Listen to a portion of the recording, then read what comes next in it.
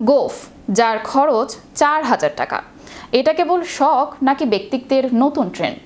বর্তমান সময়ে মোচ বা গোফ কেবল পৌরুষের প্রতীক নয়, বরং এটি হয়ে দাঁড়িয়েছে আধুনিক ফ্যাশনের এক অনন্য অনুষঙ্গ।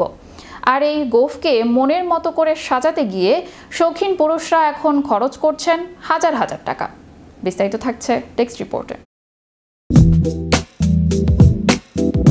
গোফ, যার খরচ ৪,০০০ টাকা, এটা কেবল শখ নাকি ব্যক্তিত্বের নতুন ট্রেন্ড? বর্তমান সময় মোচ বা গোফ কেবল পৌরুষের প্রতীক নয়, বরং এটি হয়ে দাঁড়িয়েছে আধুনিক ফ্যাশনের এক অনন্য অনুষঙ্গ। আর এই গোফকে মনের মতো করে সাজাতে গিয়ে শৌখিন পুরুষরা এখন খরচ করছেন হাজার হাজার টাকা। অনেকে হয়তো অবাক হন যে গোফের পেছনে কেন এত টাকা, কিন্তু আপনার চেহারার পুরো লুকটাই নির্ভর করে আপনার গোফের শেপের উপর। কেন গোফের পরিচর্যার দাম ৪,০০০ টাকায় গিয়ে ঠেকেছে? এর উত্তর লুকিয়ে আছে এর দীর্ঘ প্রক্রিয়ায়।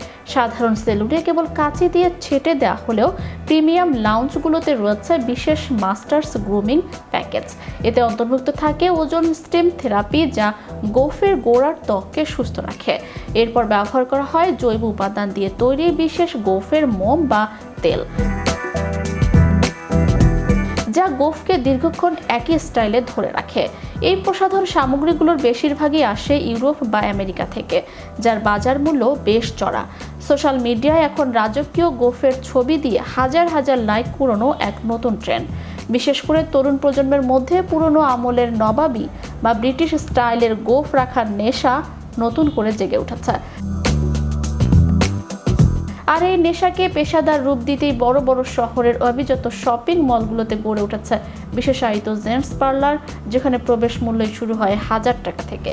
অর্থনীতিবিদরা বলছেন, মানুষের ক্রয় ক্ষমতা বাড়ার সাথে সাথে ভোগ বিলাসের ধরনও পাল্টাচ্ছে।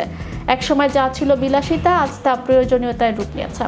তবে সাধারণ মধ্যবিত্তের কাছে ৪,০০০ টাকা দিয়ে কেবল গোফ সেট করাটা অতিরঞ্জিত মনে হলেও ফ্যাশন ইন্ডাস্ট্রি বলছে, নিজের যত্ন নেওয়ার ক্ষেত্রে দাম নয়, সন্তুষ্টিই বড় কথা।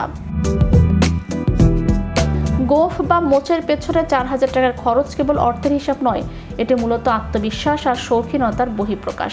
যে গোফ একসময় ছিল কেবল সামাজিক মর্যাদার প্রতীক, আধুনিক যুগে তা হয়ে উঠেছে ফ্যাশন স্টেটমেন্ট।